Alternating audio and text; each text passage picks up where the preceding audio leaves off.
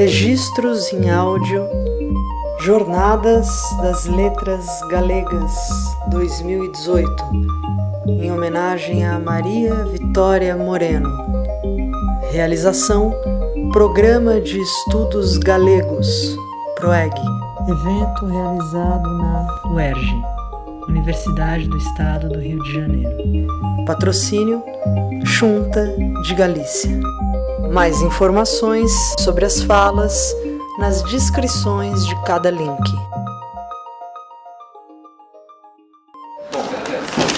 Vou me levantar para poder proxectar mellor a voz. Primeiro agradecer moito a Claudia, a Lucía e a todas as organizadoras e organizadores do evento por convidarme novamente. Veño sempre cada ano, ¿no? E sempre cada ano digo mesmo, que é un placer estar aquí e que espero que me conviden para o ano seguinte. Xa vou me autoconvidando para o próximo ano, en fin, pero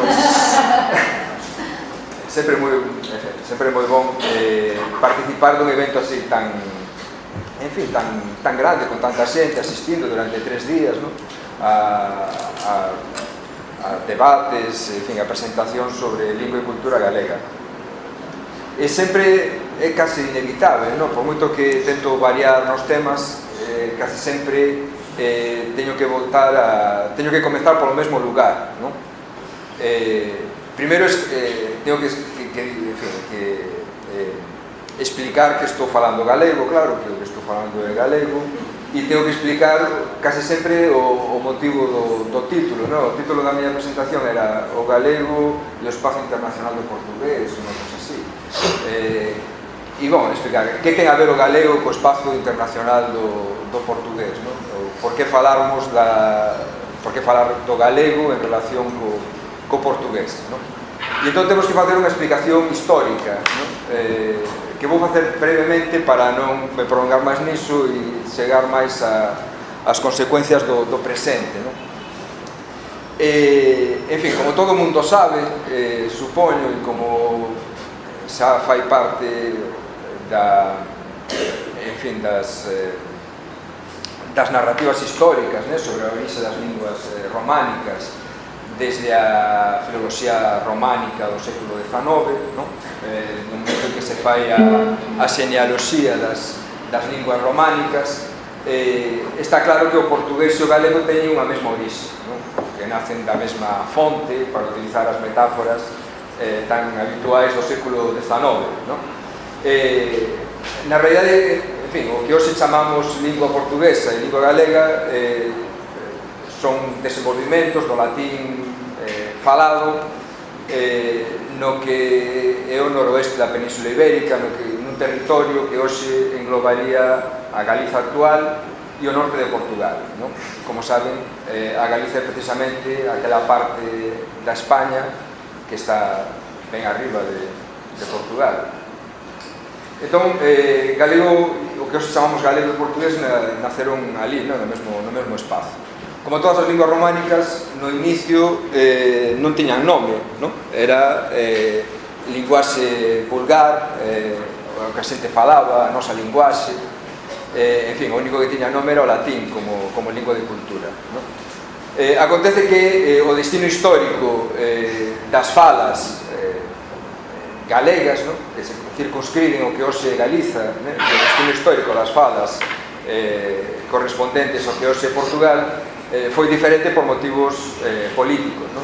Primeiro, o Estado Portugal declarouse reino independente. Na Idade Media iso non significaba o mesmo que significa hoxe ser un Estado independente, non? Porque non existían fronteiras políticas, nen administración de Estado, nen nada parecido, nen lingua nacional. Isto é, a continuidade lingüística continuou durante séculos, mesmo despois da declaración do Reino de Portugal como reino, né? Do condado portucalense como reino.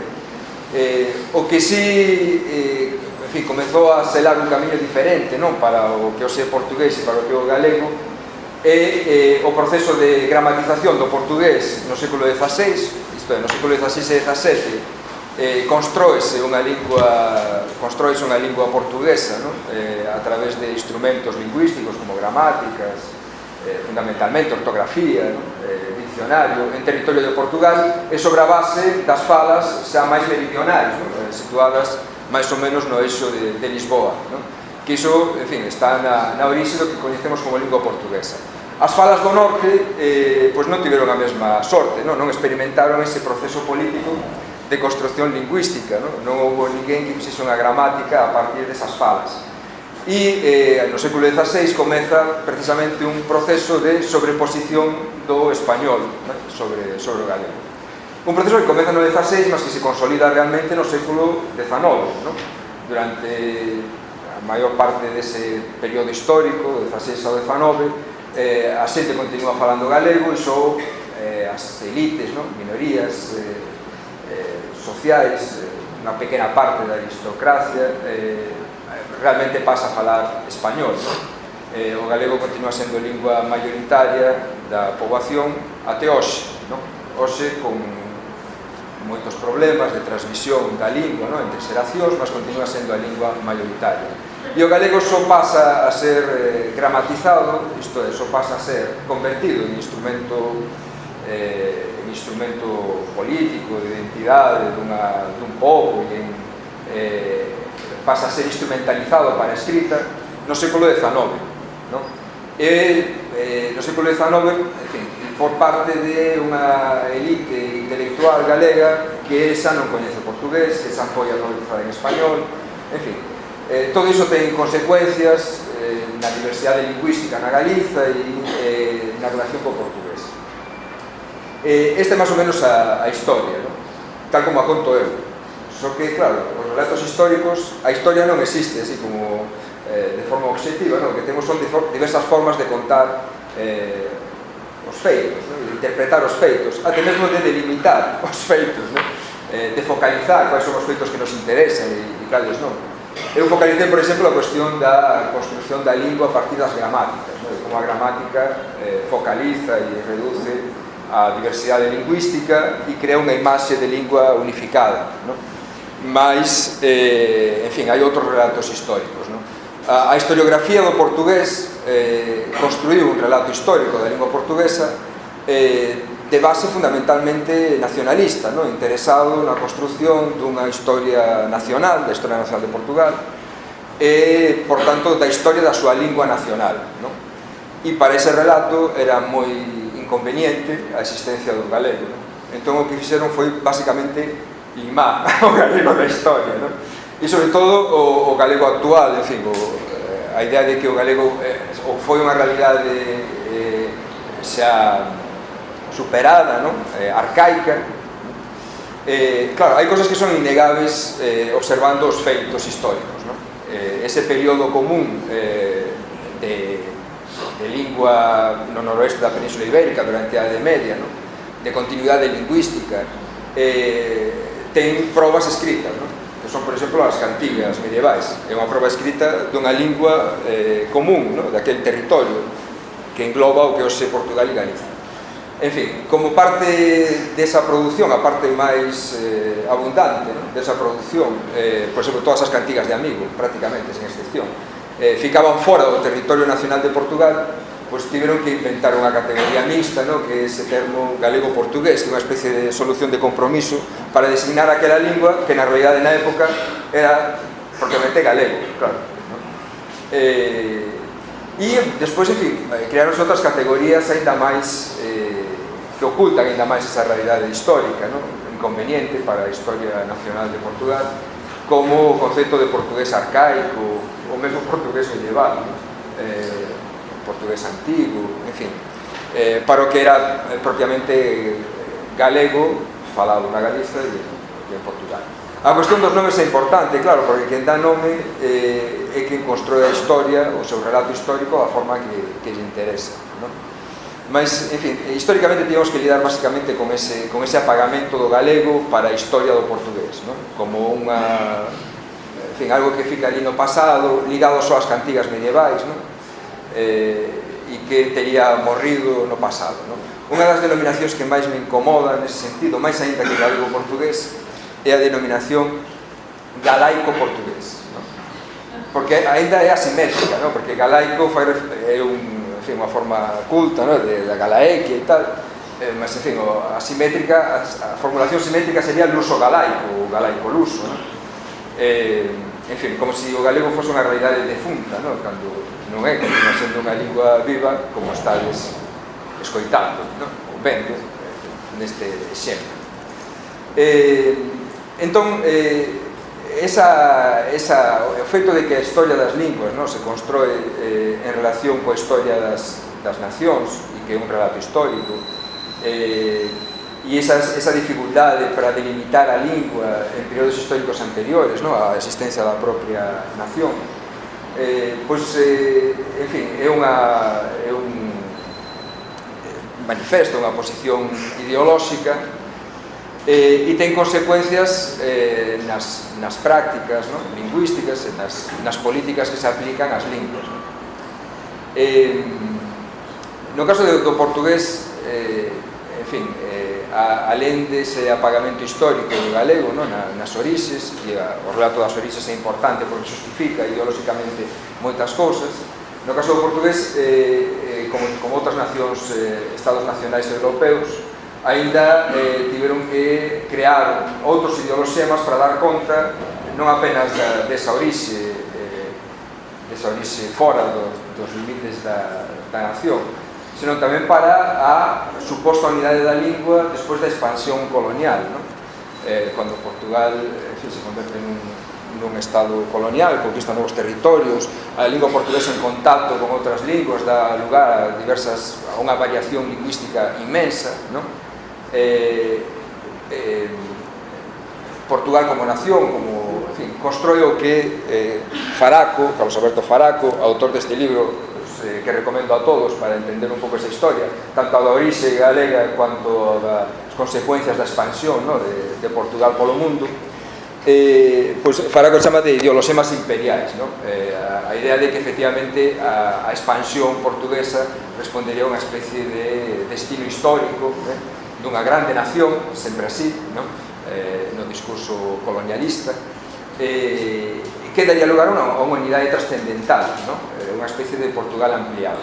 Faraco fai unha historia ben interesante, crítica e irónica moitas veces, sarcástica, unha leitura dos autores que construíron ese ideoloxema imperial, esa ideoloxía colonialista, desde o padre Vieira, que retomaba, en fin, os delirios místicos do Bandarra, milenarista portugués, sobre a creación do quinto imperio portugués, unha especie de, até as elucubracións de Agostinho da Silva, sobre ese Portugal ampliado, transoceánico, que ocuparía varios continentes, que se extendería polo mundo. En fin, para iso, para crear esa idea de unidade, para alén do propio Estado, a lingua funciona como un instrumento ideolóxico, que justificaría esa unidade. Existe esa unidade cultural porque habería unha unidade lingüística, é un ideoloxema imperial. Obviamente, nesa construcción ideolóxica da lusofonía como unha unidade trascendental, Galiza non pinta nada, Galiza non ten ningún lugar, como é obvio, non teria como ocupar. Entón, en fin, agora quería falar precisamente sobre iso, que lugar ocuparía Galiza, como o galego pode ser, ten sido incluído desa historia, que tentativas de construir outros relatos históricos, que inclúan Galiza, non apenas por reivindicación bairrista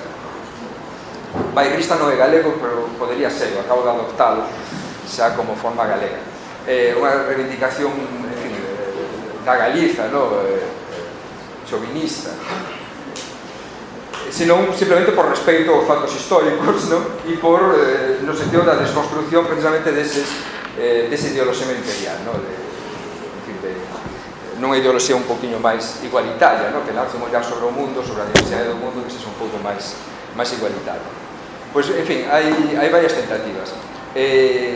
Algúmas desde a literatura, que ten criticado esa noción de lusofonía, claro, desde fora de Portugal, e proposto outros conceitos, no? Para lidar con iso, como por exemplo o conceito de galeguía, no?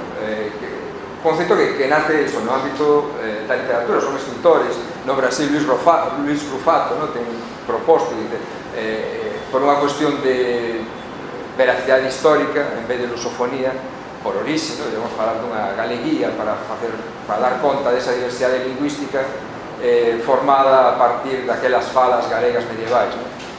Ou na África, en fin, o Pepe Tela, no? Escritor angolano que tamén ten utilizado ese conceito de galeguía. Desde a lingüística está un pouco máis difícil convencer a xente de facer outros relatos históricos que incluan precisamente esa diversidade galega, no? En fin, o relato máis diferente nese sentido, no? E que realmente recupera esa historia desde o galego, no? E dá un sentido a iso, no? Para propor unha nova visión das relacións lingüísticas dentro do que tradicionalmente se chamaba lusofonía, é precisamente a de Marcos Vaz, no? Que estou mirando porque está aquí sentado na primeira fila. En fin, despois pode comentar si que el propón precisamente reivindica, claro, esa orixe galega, esa reivindicación da orixe galega até pulando, no? Pasando por cima de Portugal, no? Por exemplo, na súa gramática pedagóxica, no? Do portugués brasileiro, o capítulo histórico chamase do galego ao brasileiro, historia da nosa lingua, e, en fin, é un capítulo de historia da lingua portuguesa onde a palabra portugués non aparece, no? Aparece galego e brasileiro e a nosa lingua. En fin, non teño dúbida de que iso é propositado, no? E é unha forma de pular, en fin, de pasar por cima, no? do relato histórico tradicional, no? Da lingua portuguesa, e ollando para dous extremos, no? O da orixe e o do resultado, porque é unha gramática de portugués brasileiro, no? E no menos está o portugués, efectivamente, no? Está esa construcción histórica do reino de Portugal, no? En fin, é un novo relato que recupera e lee de unha maneira diferente feitos históricos que sean coñecidos, claro, porque esa orixe galega non era recoñecida pola lingüística románica desde o século XIX, no? A cuestión está en como se lee iso. Quer dizer, non é o único que fai esa leitura, no? Hai xente que pensa a Marcos Baño atribúenlle moitas cousas, no? A invención, por exemplo, do concepto da idea de preconceito lingüístico, como se inventase el, realmente, claro, foi quen o lanzou dunha maneira máis decisiva no Brasil, no? A idea de que existen preconceitos, mitos, en fin, preconcepcións, no? Sobre a linguaxe que falsean a realidade dos fatos lingüísticos, no? E que son ideolóxicos e que son feitos para discriminar xente e tal, pois, en fin, forma parte un pouco do pensamento lingüístico, no? Moderno, que ve as linguas, ve a realidade lingüística en termos de igualdade, no? Que pensa que demostra, ¿no? Empíricamente que todas as variedades lingüísticas son regulares, ¿no? Teñen regularidades, que non existe caos lingüístico, ¿no?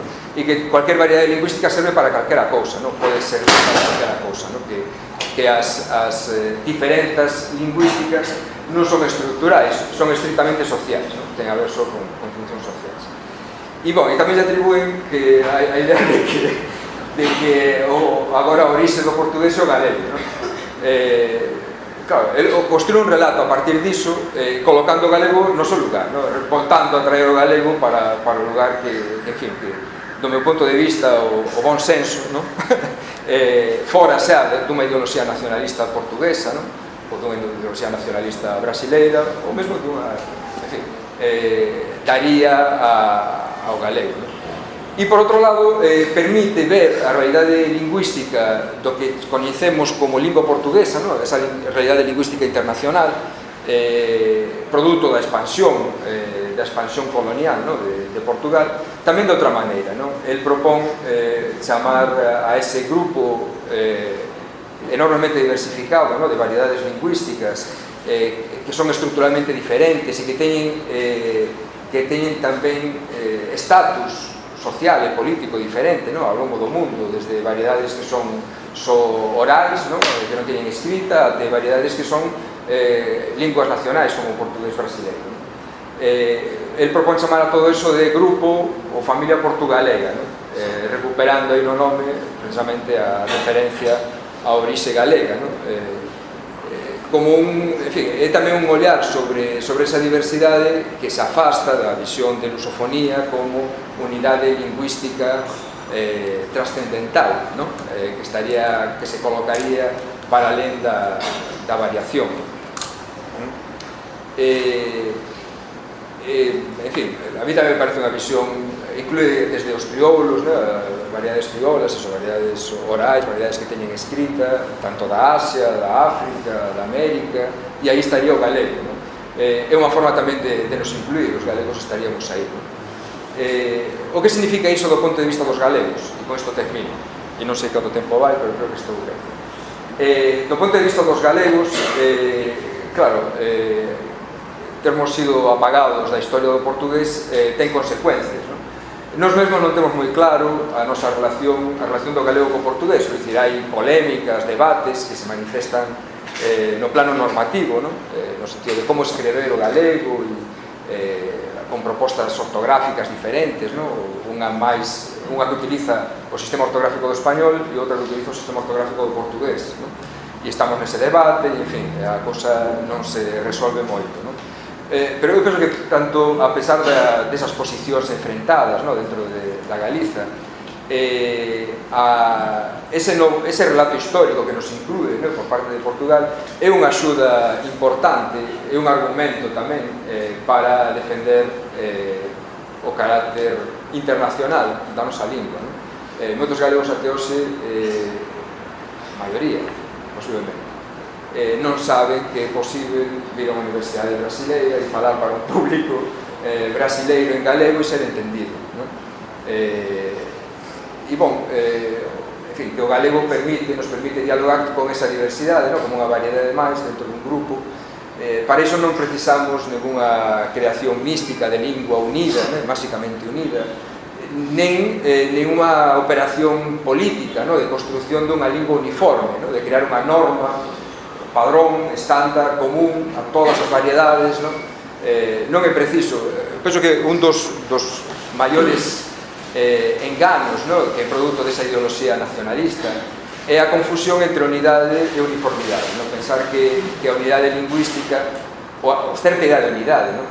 Que é necesaria para que exista pelo menos a vontade de intercomprensión, a idea de que de alguma maneira somos algo parecido, non? Que iso exixiría unha uniformidade normativa, non?